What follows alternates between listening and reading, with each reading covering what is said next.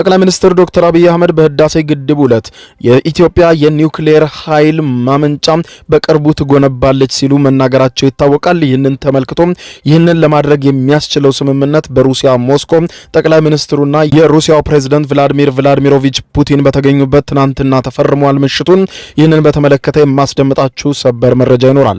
በሌላ በኩል ደግሞ ክቡራን አድማጮች እንዲሁም በህዳሴ ግድቡ ምርቃት ዕለት የኬንያው ፕሬዝዳንት ዊልያም ሩቶ መገኘታቸው ንግግር ማድረጋቸው ይታወቃል። ይህንን ተከትሎ በትናንትናው ዕለት ግብጽ የኬንያው መሪ በኢትዮጵያ ተገኝተው በግድቡ ምርቃት ላይ መታደማቸውና ንግግር ማድረጋቸው እንዳስከፋት ግብጽ ገልጻለች። በጉዳዩ ዙሪያ ግብጽ የሰጠችው መግለጫ ታደምጡታላችሁ። በሌላ በኩል ክቡራን አድማጮች በኪም ጆንግ ኡን የምትመራው ሰሜን ኮሪያ የኒውክሌር ኃይሏን ይበልጥ እያስፋፋች እንደሆነ ተዘግቧል። በሰሜን ኮሪያ ውስጥ ሰርገው የገቡ የደቡብ ኮሪያ ሰላዮች ያረጋገጡት መረጃ ደቡብ ኮሪያን በእጅጉ አስደንግጧታል ተብሏል። ዓለም አቀፉ ህብረተሰብ በአስቸኳይ ይንቀሳቀስ፣ ሰሜን ኮሪያን ያስቆም ስትል ደቡብ ኮሪያ አስቸኳይ መግለጫዋንም ማክላለች። ጉዳዩን በተመለከተ የምታደምጡት መረጃ ይኖራል። እስከ ፍጻሜው ቆዩ።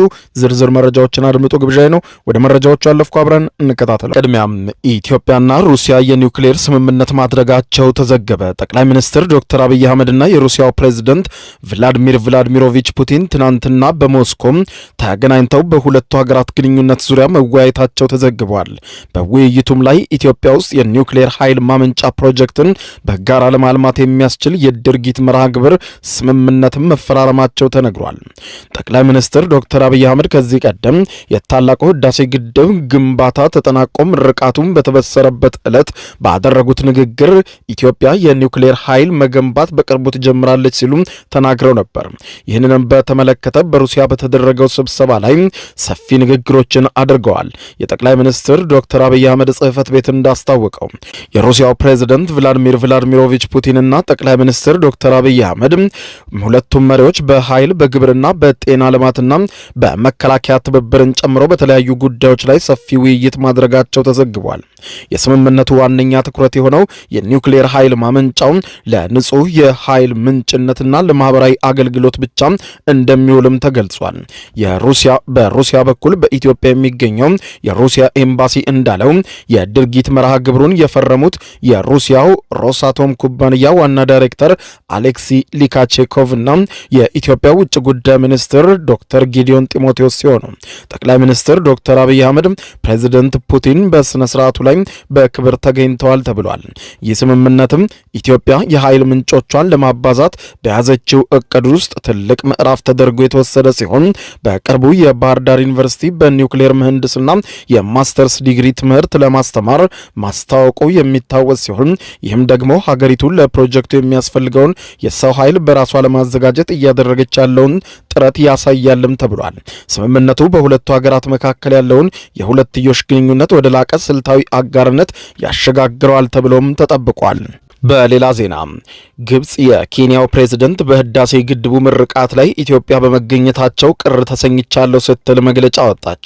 የኬንያው ፕሬዝዳንት ዊልያም ሩቶ በታላቁ የኢትዮጵያ ህዳሴ ግድብ ምርቃት ላይ ኢትዮጵያ ገብተው መገኘታቸው ቅር ተሰኝቻለሁ በማለት የገለጸችው ግብጽ በኬንያ የግብጽ አምባሳደር የሆኑት ሀተም ዮስሪ ሆስኒ ለሀገሪቱ ፓርላማ አፈ ጉባኤ ስለ ሁኔታው መግለጻቸውም ተመልክቷል። አምባሳደሩ ተቀብለው ያነጋገሩት የኬንያ የፓርላማ አፈ ጉባኤ ሞሰስ ዋታንጉላ በበኩላቸው ግብጽ ከናይል ውሃ ጋር የተያያዘ ያላትን ማንኛውንም ስጋት በተመለከተ ኢትዮጵያ ላይ ብቻ ከማተኮር ይልቅ ከሁሉም ተፋሰሱ ሀገራት ጋር እንድትመካከር እንጠይቃለን ብለዋል። የኬንያ መገናኛ ብዙሃን ዘገባ እንደሚያመለክተው የኬንያ ፓርላማ አፈ ጉባኤ ዋታንጉላና የግብፁ አምባሳደር ሆስኒ በትናንትናው ዕለት ተገናኝተው መነጋገራቸው ተመልክቷል። በተገናኙበት ወቅትም በዝርዝር ከተነሱ ጉዳዮች መካከል አንዱ በካይሮና በአዲስ አበባ መካከል ያለመግባባት ምንጭ የሆነውን የናይል ውሃ ጉዳይ እንደሆነም ተመልክቷል። የግብፁ አምባሳደር ኢትዮጵያ ከሁለት ሳምንት በፊት ባስመረቀችው ግዙፉ የህዳሴ ግድብ ላይ ያላትን ቅሬታ ያስረዱ ሲሆን አምባሳደር ሆስኒ የህዳሴ ግድብ ግንባታ ከዓለም አቀፍ ህግ ጋር የተቃረነ የተቋቋመ የህግ ማዕቀፍ የማያከብር እንደሆነ መናገራቸውን የኬንያው ዘስታር ጋዜጣ ዘግቧል።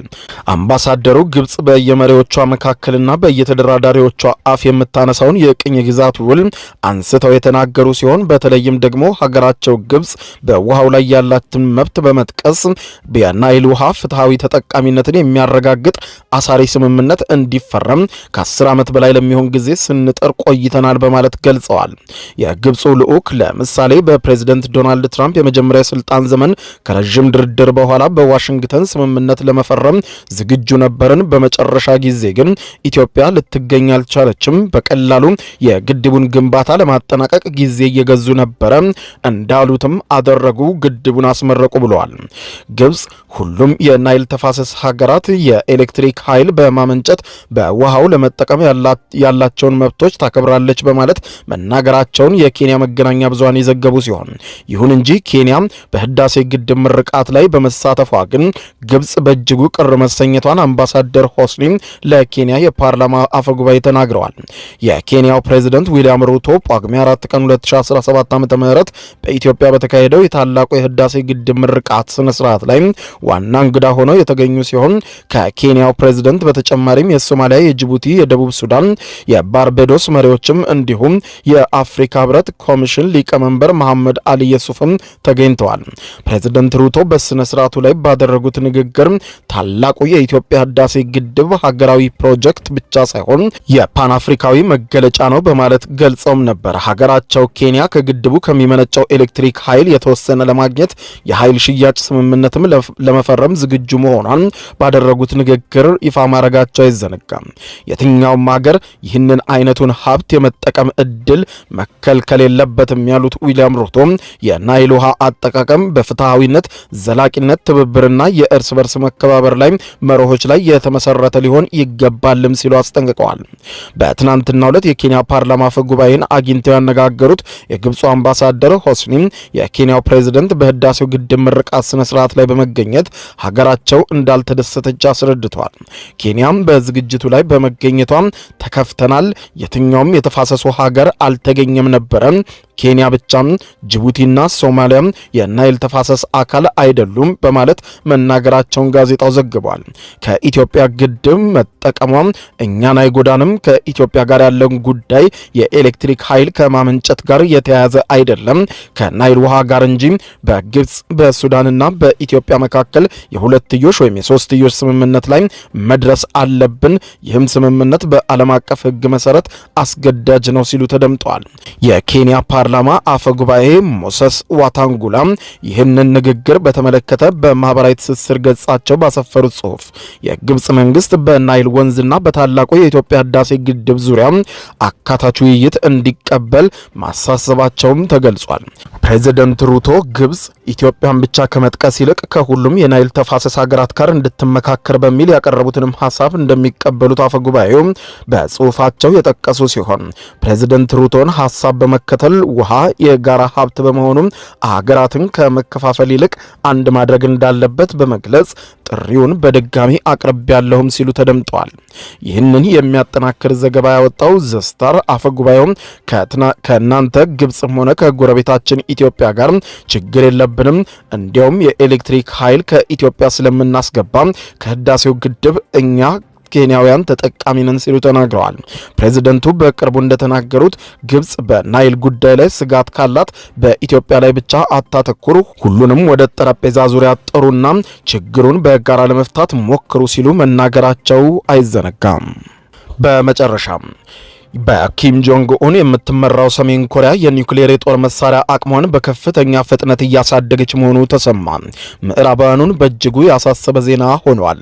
እስያዊቷ ሀገር ሰሜን ኮሪያ ከኒውክሌር የጦር መሳሪያና ዩራኒየምን በማበልጸግ ሂደት ውስጥ ከቀጠለችው ጥረት ጋር በተያያዘ በርካታ ዓለም አቀፍ ማዕቀቦች የተጣሉባት ቢሆንም ስልጣን ከቤተሰቦቻቸው በመውረስ ሀገሪቱን ለዓመታት እያስተዳደሩ የሚገኙት መሪው ኪም ጆንግ ኡን የሚመሯት እንደዘገቧት ፒዮንግያንግ ለኒውክሌር የጦር መሳሪያ ምርት ከፍተኛ ሚና ያለው ዩራኒየምን በከፍተኛ ቁጥር ማከማቸት መጀመሯና በዚህም በደቡብ ኮሪያ ከፍተኛ ስጋት ውስጥ መውደቋን የዘገበው ፈርስት ፖስት በትንታኔው የደቡብ ኮሪያ የደህንነት መረጃዎች ሰሜን ኮሪያ ከ2000 ኪሎ በላይ የሚሆን ከ90 በመቶ በላይ የተጣራና የኒውክሌር የጦር መሳሪያ ለመስራት የሚያስችል ዩራኒየም ክምችት በሰሜን ኮሪያ መኖሩን ማረጋገጣቸውን በማንሳት ይህም ሰሜን ኮሪያ የኒውክሌር የጦር መሳሪያን ከክምችቷን ለማሳደግ የምታደርገውን ጥረት የሚያሳይ መሆኑን አመልክቷል።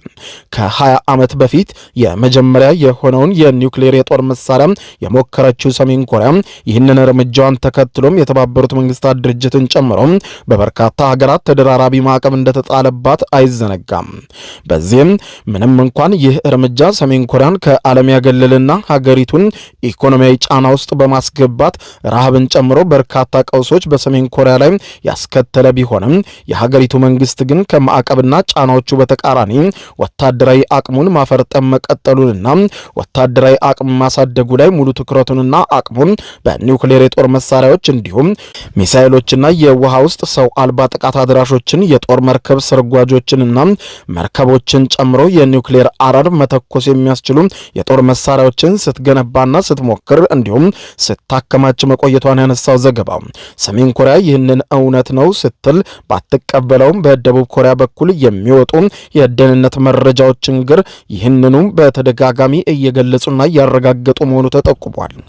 ደቡብ ኮሪያ በሰሜን ኮሪያ የተጣራና አለ የምትለው የዩራኒየም ክምችት 2000 ኪሎ ግራም የሚሆንና 90 በመቶ የተጣራ በመሆኑ በትንሹ 47 የኒውክሌር ፈንጂዎችን ለመስራት የሚያስችል መሆኑን ያነሳው ዘገባው በተጨማሪም በሰሜን ኮሪያ ከዋና ከተማዋ ፒዮንግያንግ በ100 ኪሎ ሜትሮች ርቀት ላይ የሚገኘው የዩንግቢዮን ጣቢያን ጨምሮ 4 የዩራኒየም ማበልጸጊያ ጣቢያዎች መሰረተ ልማቶች መኖራቸውን ሁሉም ጣቢያዎችም በየዕለቱ በከፍተኛ እንቅስቃሴ ላይ መሆናቸውን የገለጹት የደቡብ ኮሪያ የደህንነት ሚኒስትሩ ኡንግ ዶንግ ዩንግ ዓለም ሰሜን ኮሪያን በአፋጣኝ ሊያስቆማት እንደሚገባ ማሳሰባቸውን ጠቅሶ በሰሜን ኮሪያ በኩል ቀደም ሲል በይፋ ከተሰራጩት መሪው ኪም ጆንግ ኡን 2 የተለያዩ የዩራኒየም ማበልጸጊያ ጣቢያዎችን ሲጎበኙ ከሚያሳየው ምስል በተጨማሪ ይፋ ነው የተባለው ነገር ባይኖርም የኪም ጆንግ ኡን አዳዲስ ጣቢያዎች ጉብኝት እንዲሁም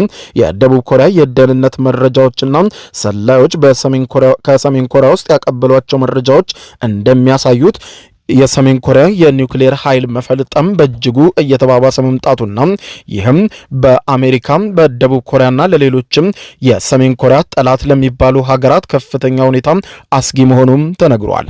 ክቡራን አድማጮች ለሰዓቱ ብታደምጧቸው መልካም ናቸው ያልኳቸው አጫጭር መረጃዎች የሰማችኋቸው ናቸው። ከሰዓታት በኋላ በሌላ መረጃ ተመልሰን እስከምንገናኝ በያለንበት የዓለም ዳር ቸር እንቆይ።